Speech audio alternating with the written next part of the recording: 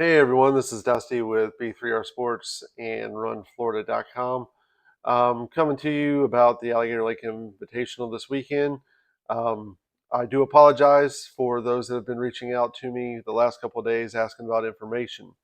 I live in Chiefland. I live about 18 miles east of Cedar Key. So while we did not have the devastation that Cedar Key did, we still were pretty affected by the storm that just came through. Um, we hope that everybody is okay out there. Um, but we were cleaning up our area, my in-laws, my house, our neighbors. We were without power for a few days. Luckily, we do have power now. Um, and then on Saturday, I was able to get over to Lake City.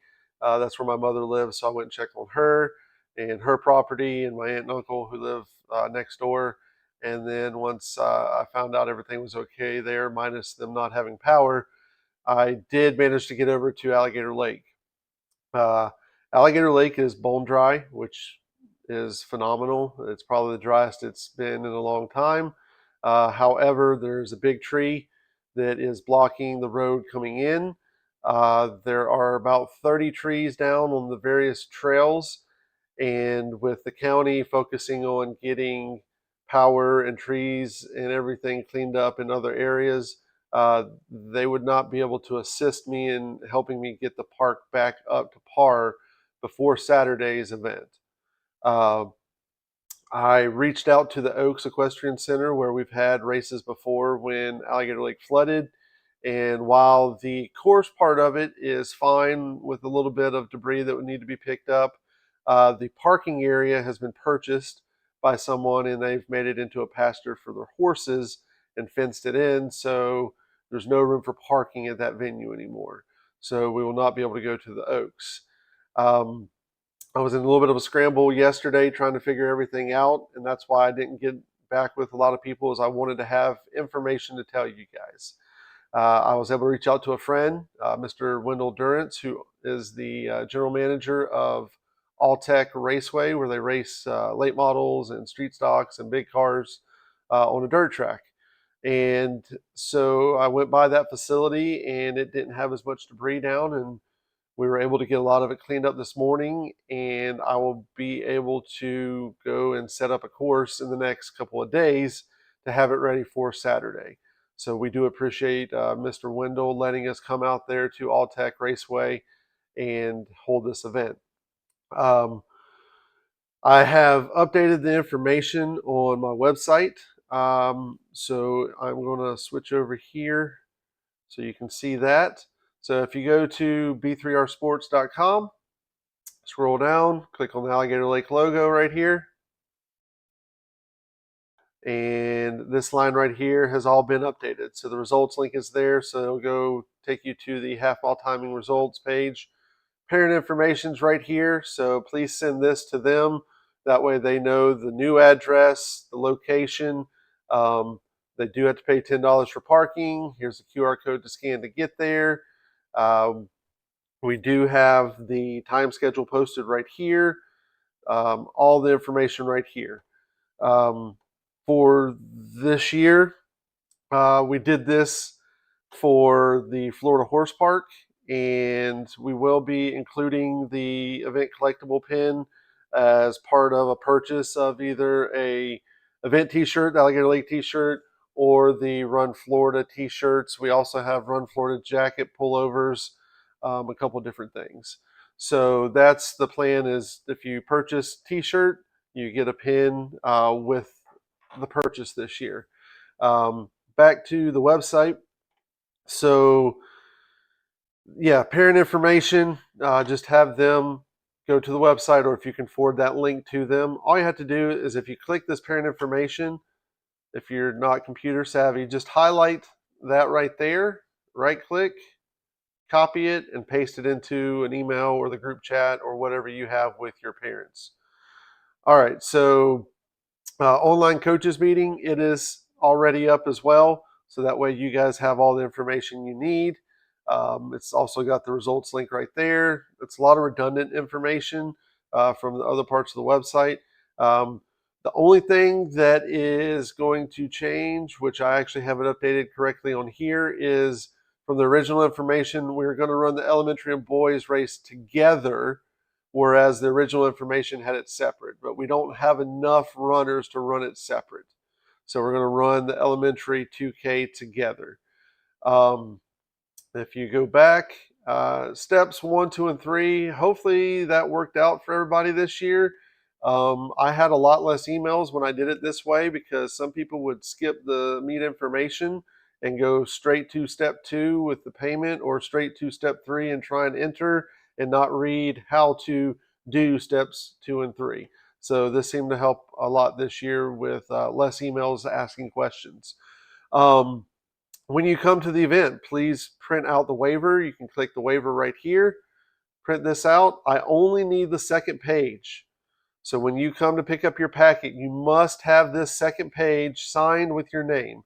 If you're an unattached individual, you need to have one for that athlete. If you have two athletes, you can just put both their names there.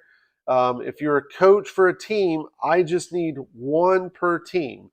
If you're the boys coach only, then I need the boys coach to sign for the boys. If you're the girls coach, I need the girls coach to sign for the girls. Yeah, I think that is it for the waiver. All right, so if you go here to the course maps, 5K, I have 2K, 3K already up, but the 5K for the high school. This right here is east. This is north. So south and west down at the bottom. The track is right here. The normal grandstands are right there. What we're going to have everybody do is we're going to have them drive up this grass area. We're going to have a big loop so that way we can get people off the road. We'll pay for parking here, and then we'll shoot you over to the parking lot. There will be lines painted. Branford is our parking crew this year. We appreciate them coming to help out, and I enjoy writing them a donation check for their help with parking the buses and the cars. Team 10 area will be right here, so that way it's super close. There is a fence that runs right behind the team area that separates the team tent from the course over here. So everybody will have to go through this gate right here to get over to the course. Packet pickups will be in my green trailer right here. We'll have a food truck right there. Restrooms right here. They're all also permanent restrooms right here as well, but the porta potties will be right here. This is your starting cone, and I've measured the course, but I need to go and wheel it again just to verify. But the first 2 times running around measuring, the mile and the 2 miles kind of the same spot over here, which will work out great for coaches trying to get splits, because you could be at the start, come hang out the mile and 2 mile, and then after they pass there, you can head over to the finish. Coaches will be allowed in the infield right here near the finish line. We ask that all spectators not go into this funnel right here. There's a little gate that's going to be, or not, there's a wide gate that's open right here. So you can go in here, you can go in here to get to the stands to see the finish. There are a set of stands over here. So if you wanted to walk over there, you could stand on those and you could see probably 3/4 of the course. It should be very viewer friendly. I will say this, the athletes are not going to like it as much as Alligator Lake, because Alligator Lake is flat and fast. This course, from this lower corner here all the way up to here, is a hill, and then you run flat on the back side of the hill here. This is a dip down and then a dip back up to come on the banking on the outer edge of the track, and then it comes back down. So it's almost a 3-loop course, which I don't always like, but that's what I was able to get all 3 races in. So they'll pass through here twice, and then the third time they'll come through and go to the finish line and finish at the start finish of the track, just on the grass instead of on the clay. My recommendation would be probably have longer spikes in than the little shorties. That way you can get a little bit more grip going up the hill and through the clay right here. That's pretty much so it. If you have any questions, please feel free to email me, dusty@b3rsports.com. Again, I apologize for taking so long to get this information out. I just wanted to have everything set before I started answering the text and the emails and the Facebook messages, um, because I didn't know, and I didn't want to worry anybody. I do know that Lake City does not have power right now, like 90% of Lake City.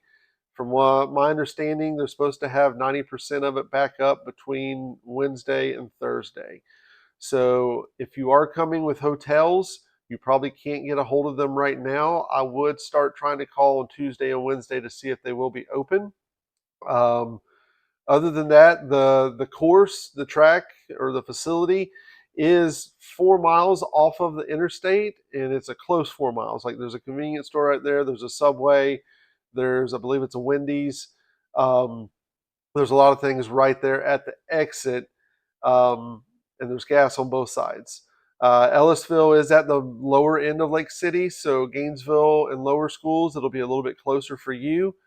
If you're coming from Jacksonville, I would take I-10 over 275 instead of trying to cut through Lake City, because it's still just a mess. There's so many trees and power lines down.